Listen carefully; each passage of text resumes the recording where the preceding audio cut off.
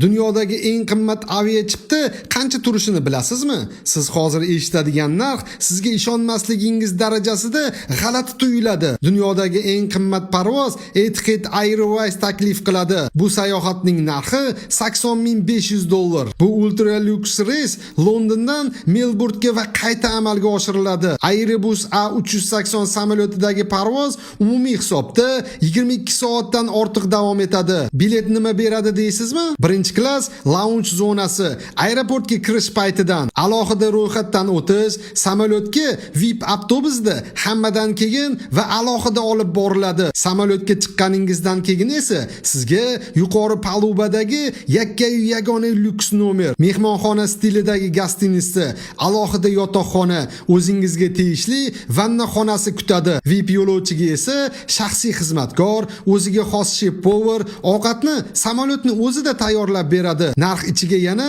bepul bagaj, port xizmatlari, alohida e'tibor va maksimal komfort ham kiradi. Bu parvoz haqiqiy millionerlar uchun tayyorlanganligi sezilib turadi. Endi savol, agar sizda imkoniyat bo'lsa, shunday $80,000 ga lyuks reysda uchgan bo'larmidingiz yoki bu pulga boshqa narsa sotib olgan bo'larmidingiz? Fikringizni kommentariyada yozib qoldiring.